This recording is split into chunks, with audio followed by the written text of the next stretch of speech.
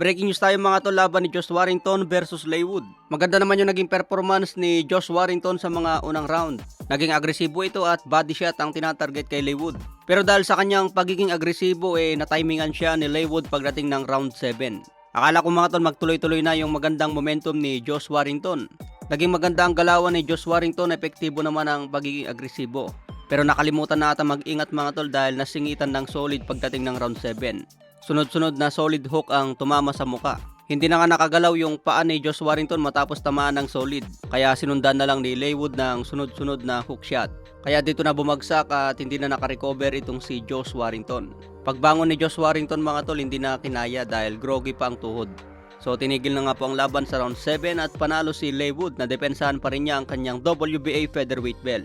May bagong kartada ngayon si Josh Warrington na 31 wins, 8 KOs, may 3 talo. Natalo siya kay Mauricio Lara, Luis Alberto Lopez at kay Leywood. Dalawang magkasunod na talo ang nangyari ngayon sa karera ni Josh Warrington. Samantala si Leywood may bagong kartada na 28 wins, 17 KOs, may 3 talo. Ito ang gusto ni Kermel Moton na makalaban sa featherweight. So abangan natin kung ibibigay ito ni Floyd Mayweather. Okay mga tol, sa ibang banda naman kakatapos din ang laban ni Zurdo Ramirez versus Joe Smith Jr. Sumabot nga po ang laban nila hanggang 10 rounds at natapos sa unanimous decision. Panalo naman si Zurdo Ramirez. Ito ang kanyang unang pagbabalik matapos matalo kay Dimitri Bivol sa light heavyweight. Ngayon kumakampanya na si Gilberto Ramirez sa cruiserweight division. Sinabi niya mas magandang kondisyon niya dito at gusto niya maging champion. So abangan natin ang karera ni Ramirez dito sa cruiserweight. Ang timba po ng cruiserweight 175 hanggang 200 pounds. Kung mas mataas sa 200 pounds, heavyweight na po yun. Walang masyadong kilalang boxer dito sa cruiserweight division sa ngayon. Kaya maganda kung maging champion dito si Zurdo Ramirez. Matatandaan itong si Joe Smith Jr. hindi nga po tumagal sa kamao ni Artur Beterbiev. Pero pagdating dito kay Ramirez pinaabot pa sa 10 rounds. Talagang ibang-iba ang kalidad at lakas nitong si Artur Beterbiev. Yun nga lang, marami na ang duda sa lakas ni Beterbiev sa ngayon dahil may edad na.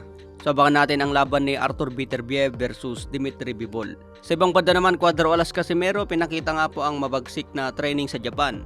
Kung mapapansin, ang katawan ni Casimero talagang bato-bato na. Malayo sa dating katawan na medyo may bilbil pa. Matindi ang kondisyon ni Casimero kapag may laban. Pero mas maganda sana mga tol, kahit walang laban si Casimero stay fit pa rin ang katawan.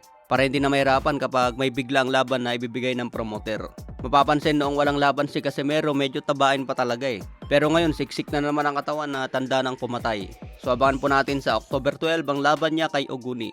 Sa ibang banda naman, Gervonta Tank Davis, binahagi niya ang mensahe kay Floyd Mayweather. Sabi nga po niya, "You the best to ever do it. I'm glad I was fortunate enough to rub shoulder with you." Sabi naman ni Mayweather, "I will always be here for you." Malaki naman talaga ang naitulong ni Floyd Mayweather sa karera ni Tank Davis. Pero syempre si Davis pa rin ang nakagawa niya ng mga tol dahil naipanalo niya ang bawat laban na binibigay ni Floyd Mayweather.